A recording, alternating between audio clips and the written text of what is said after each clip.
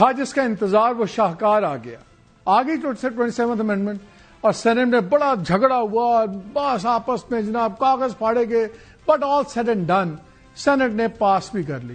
2 مانگے تانگے کے ووٹ تھے. JUI کے احمد خان جو بڑے مشہور بزنس مین ہیں, ZKB کا آپ نے نام سنا ہوگا کمپنی, بہت بڑے ان کے گورنمنٹ کانٹریکٹس بھی ہیں, وہ JUI کو چھوڑ کے ادھر آ گئے.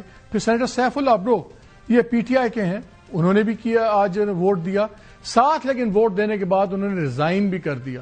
غصے کا بھی اظہار کیا ان کا. جب 26ویں امینڈمنٹ کے دنوں میں میرے خاندان کے 10 افراد اٹھا لیے گئے, گرفتار ہوئے اور میری بیوی بھی گرفتار ہوئی, تب PTI والوں نے آواز تک نہیں اٹھائی, کہاں تھے, اور پھر انہوں نے ریزائن کیا. لیکن انٹرسٹنگلی جو اس وقت چیئر کر رہے تھے اپنا یوسف اللہ گیلانی صاحب, انہوں نے ساتھ ہی تسلی بھی دے دی. انہوں نے کہا بے فکر رہیں, ہم آپ کو دوبارہ لے آئیں گے. بٹ اینی وے یہ دونوں ڈیفیکشن ووٹس تھے. اس کے بعد 64 ووٹوں کے ساتھ PMLN کی گورنمنٹ جو رولنگ الائنس ہے انہوں نے اپنا کر لیا. اس میں 2-3 انٹرسٹنگ چیزیں تھیں. جب بھی فوج سول ریلیشنز ایسے ہیں پاکستان میں کہ جب اس پہ کوئی امینڈمنٹ کی بات ہو تو بڑی افواہیں چلتی ہیں.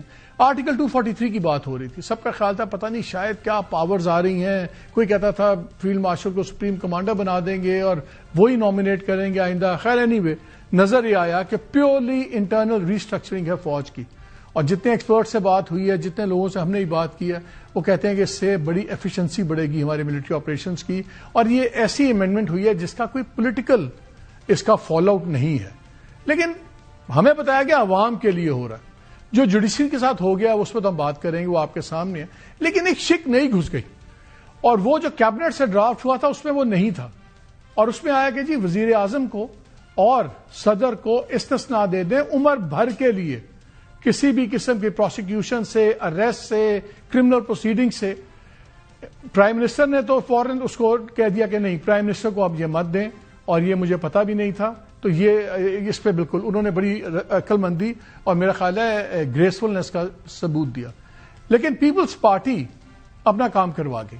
اب زرداری صاحب کو اگر یہ نیشنل اسمبلی سے بل پاس ہوتا ہے, کل وہاں پہ ایکسپیکٹڈ ٹیبل ہوگا, پرسوں ووٹنگ ہو جائے گی, ان کو استثناء ہو گیا. اور اس کا مطلب ہے جو ان پہ پہلے 2-3 کیسز چل رہے ہیں وہ بھی ختم, dead in their tracks. Logic کیا ہے, پوری دنیا میں استثناء ہوتا ہے پریزیڈنٹس کو, پرائم منسٹرز کو, لیکن صرف ان کے دور حکومت کے ٹائم کا اور ان ایکشنز کا جو انہوں نے اس آفیشیل کیپیسٹی میں کوئی اقدام اٹھائے ہوں, بیکاز وہ گڈ فیتھ میں سمجھا جاتا ہے. ہمارے یہاں پہ جناب انہوں نے ساری زندگی کا استثناء, وائے یہ بھی پوچھیں گے کہ جسٹیفیکیشن ہے کیا, یہ تو عوام کے لیے تھا. ہمیں تو استثناء بجلی کے بل سے بھی نہیں ہے, ہمیں تو استثناء ٹریفک کے چلان سے بھی نہیں ہے. یہاں پہ آپ کی ساری زندگی کے استثناء ہے. کورس والی بات بھی میں نے آپ کو علیحدہ کر دی, وہ بھی اس پہ بھی بات ابھی خیر ڈیٹیل میں تھوڑی سی کریں گے. اس کے علاوہ جو 2-3 چیزیں بڑی انٹرسٹنگ ہیں جوڈیشری کے اندر, جتنا سب کچھ ہو گیا ہے, اب نظر یہ آ رہا ہے کہ کوئی بھی ججز جو انڈیپینڈنٹ مائنڈیڈ ججز ہیں, میں یہ نہیں کہتا کہ وہ PTI کو سپورٹ کر رہے ہیں یا PMLN کو کر رہے ہیں, کوئی بھی جج اب نظام میں تبھی چلے گا اگر وہ نظام کی بات مانے گا. کیونکہ اب جو ٹرانسفر کی چیز ہو گئی ہے, اگر آپ ٹرانسفر کو انکار بھی کرتے ہیں تو آپ نوکری سے فارغ سمجھے جائیں گے.